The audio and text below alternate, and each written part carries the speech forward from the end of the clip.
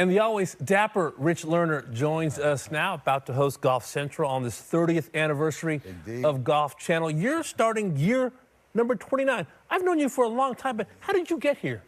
That's a heck of a question. By the way, I apologize. I am overdressed for what I call the quarter zip report, but I'll be doing the more formal Golf Central a little bit later, and I'm going to interview the man who hired me, Joe Gibbs, will be with us to celebrate 30th anniversary of the network that he launched with Arnold Palmer. How did I get here? That's a good question. We have time? Yeah. So I grew up in golf. My late father, Les, rest in peace, came out of the Wharton School at the University of Pennsylvania, World War II veteran.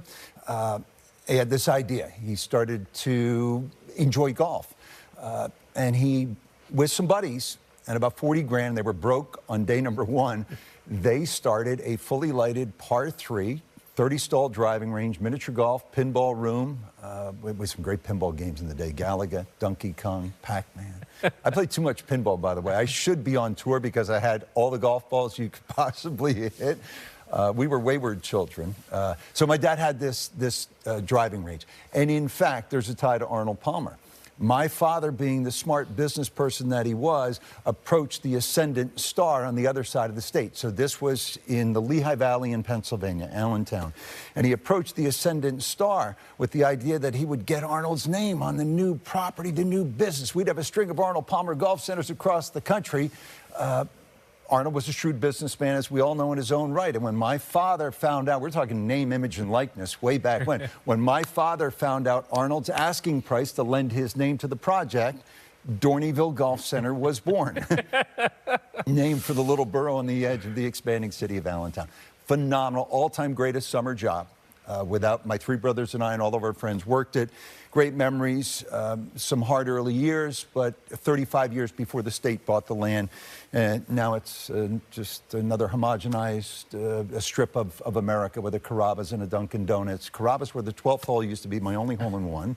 But anyway, local television, and then radio in Dallas, and then auditioned for the Golf Channel in 1996, and was hired. And fortunate to have had a home all these years. And by the way, many years later, my wife Robin and I, we did a charity event for the Palmer hospitals. And it was the year my father passed away, 2013.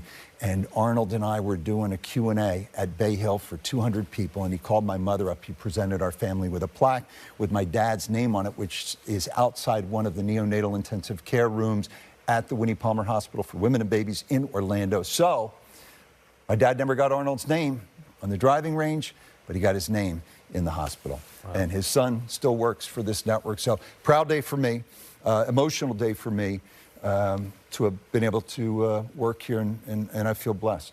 What was the energy like back in those early days, Rich? Something of a renegade operation, but perfect timing, because you had the rise of Tiger, you had the Annika Carrie Webb rivalry that was starting out. Even the legends were still around, all the way back to a Sam Snead, a Gene Sarazen. Yeah, it was the perfect time to launch Golf Channel. 1995. So the golf world was already buzzing about this amateur who had won his first of 3 consecutive. Tiger Woods. We're waiting for Tiger to turn pro. So he launches, and we fly on his wings. Annika and Kari, as you mentioned, are in the early stages of what would become, about a 7-8 year rivalry. And I still, to this day, think Kari's underappreciated with her 7 majors. The legends of the sport were still vibrant. They were present. Every major championship you went to, it was either a farewell for Jack or Arnie, a press conference, or they were still, they were still in the game on the PGA Tour Champions, then the Senior Tour, with Lee Trevino and Gary Player and Chichi Rodriguez. And then you had the European Tour, which I think was a tentpole piece of programming for this network when it launched. Renton Laidlaw and Peter Osterhaus from all these exotic locales around the world, beginning to introduce the American golfing public to some of the names with which we would become quite familiar. They would become Ryder Cup stars. Great piece of early programming for Golf Channel. So it was a buzzy time, and you still had, as you said, you had Sam Snead, Byron Nelson hit the first tee shot. Gene Sarazen was still there, and so it was just, I think one of the best times in the sport. And Tiger carried us, through 08, 09, and then we know the narrative changed. But yeah, it was a perfect time. And it was highly energized, and there was a good feeling about the network. It was as if, though it was still a long shot in those early days, it was like, oh, yeah, Golf Channel. Where have you been my whole life? I mean, yeah, this makes total sense. Well, you've crisscrossed the globe covering this game for Golf Channel in many different roles. I'm curious, your favorite day or assignment and your most maybe embarrassing moment through the years. Embarrassing moment, I'll start there. My goodness. You guys could relate. First tee, you report still from the first, not the first tee, first fairway on the right side there, down the hill at Augusta National. And I apologize, this is an inelegant story for such a storied place, but it happened and it was embarrassing. Had to go to the boys' room. I raced into the, wherever it was. I came back, I put my earpiece in, and the producer yelled at me, "Where were you?" And I said, I had to take a leak. We were live. We were live when I said that. And all I can say now is it could have been worse. It could have been worse. You survived the scandal. Yeah. So speaking of Masters, I would say memorable, 2001, that Sunday when, history hung heavily in the air at Augusta National as Tiger is on the cusp of doing what no one had ever done before, win 4 consecutive men's professional majors. And so the huge buildup all day long. And finally, mid-afternoon, word gets out that Tiger's ready to exit the clubhouse, go to the putting green first tee, and a line forms by that door. You guys know where it is. And it's like, 40, 50 long on each side. And here he comes. And Tita is standing right there. You couldn't miss her. Got a hug from Mom. Good luck. Gone. All he saw was the job ahead. And he went to a place only he now knows. I'll remember that. The toughest assignment over the years, and there've been a lot. It's been 30 years of ups and downs in this game. The passing of Arnold Palmer had to be pretty tough for you. He was my guy. Even as a kid, I was on the putting green with my buddy, Adam Leifer, Tank Leifer, and, our club in Pennsylvania. And, if we had a putting contest, I was pigeon-toed. I was Arnie, and he was in a little crouch with the left foot back. He was Jack. So he was my guy. And then, I go to work for this network in the history with Arnold and Pennsylvania, my father. And yeah, that one hit me hard. And I remember it purely from a broadcasting point of view. It was a night. It was heavy. I had just landed in Minneapolis Sunday before the Ryder Cup 2016 at Hazeltine National in Minneapolis. I was out to dinner with a producer, and we get a call, a text, and we learn the sad news. And so our set at Hazeltine was not even fully operational, but they got it there quickly. I get in the car to head to the golf course. Sunday night, I'm jeans, and my producer, Matt Hegarty, says, "Where are you? How far away?" I said, "The GPS says we're 12 minutes away." He said, "Good, because you're on in 15 minutes. Wow. And we obviously, in the news business, you guys know, we had material ready to go. And up on the set at 9 o'clock, and we ran the legacy piece, the obit, which was 3 minutes long. And then we had all the callers and Jack and Gary and whoever we brought in that night, and that was 5 hours. I think I was done at 2 in the morning. And then Kelly Tillman came in, and I got up to go in for an 8 o'clock shift. And I remember being in the hotel, shaving, and I just broke down because it hit me that this generation, that it was so important to me. It was my dad's generation. My dad had passed 3 years prior. We're gone. And so it was emotional. People still talk about that coverage in the days and weeks and months that followed. And even it was such a beautiful ceremony at the Basilica in Latrobe. He was, what can you say about Arnold? He was uncommon and common in all the right ways. He flew high, but he stayed grounded. And I remember what one of his neighbors told me at that service in Latrobe. So much in life made Arnold smile, including this network. And we can't, talk about Arnold in this network without acknowledging Joe Gibbs. Brilliant man, but a good man too. He was decent, never imperious. And I will remember this always. I was at the Golf Channel maybe 2-3 years. We're living in an apartment. We just had a baby. We're starting our family. My wife, Robin. 2 great long marriages, by the way. 35 to Robin, put up with me in all the travel, and 30 here. And I was at an ice skating rink at RDV, in Maitland, Florida. And there's Joe. And he says, "How are you? And how's it going?" And I said, "Great, making small talk." And he says, "Where do you live?" I said, "We live in an apartment, but we're thinking about buying a home. I'm not sure, though, what the contract status is and what the future holds." And he looks at me as a father would a son, and he says, "Go buy that house." Well, always be indebted to Joe. I think Joe should be strongly considered for the Hall of Fame in the same way that a Herb Graffis, these names, a Fred Corcoran, a Bob Harlow, great men who wrote about the game, administered the game, promoted the game, are in the World Golf Hall of Fame. I do think Joe Gibbs should be considered for the Hall of Fame. I know our colleague Steve Sands has pushed for this. Steve and I are on the nominating committee.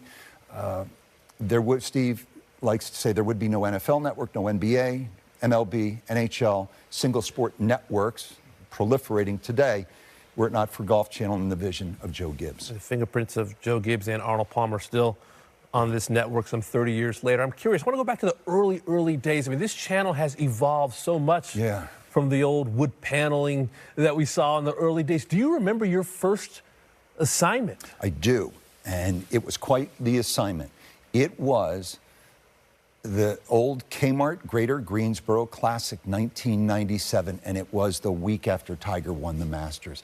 And the Fuzzy mess, sadly, I loved Fuzzy, still do, hit the fan for his ill-advised, inappropriate comments under the tree. And so he was caught, we all were, in the Tiger vortex, which you knew immediately was very powerful. And fateful in another way, because through all of that, it was a difficult week for everyone, because Fuzzy was such a bright light. He was a beloved figure in the sport, and it was a hard time for him. Driving rain, there was this bright flash through it all. It was this 2-iron that our pal, the swarthy New Zealander, Frank Nobilo, hit to the final hole. A 2-iron, just a gorgeous shot, and won the Greater Greensboro Classic. A few years later, Frank and I were at the Jeff Julian charity event. I don't know if people remember Jeff Julian. Played a lot on what is now the Korn Ferry Tour, a little bit on the PGA Tour. Beloved, pro, funny guy.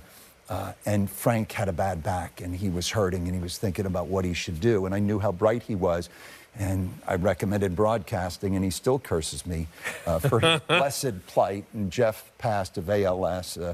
But anyway, yeah, that one was memorable for sure because of what went down. Of course, you went on to work with Frank on Live for many years. You've worked with pretty much everybody who's ever set foot at this network. Who was the most vexatious colleague you've ever had, and why was it the little Texan? Ooh, you didn't waste any time. Before you went there. Because you reminded me, and I would be remiss if we didn't acknowledge all of the people behind the scenes. We have the easy job. We get to talk golf, and that includes not only the tech people, but in accounting, promotions, in all of it, our producers who put up with us, who steer us in the right direction. And then I do need to acknowledge the early players, the early on-air people who were pros, who built this network and got us going. Jennifer Mills and Brian Hammond's world class. Craig Cann, Mike Ritz, Tom Nettles was a legend. Peter Kessler, and even behind the scenes, Keith Hirschland. All of these people who brought their passion and love for the game, and without whom we would not be where we are today. The Texan, well, you know how I feel about my partner.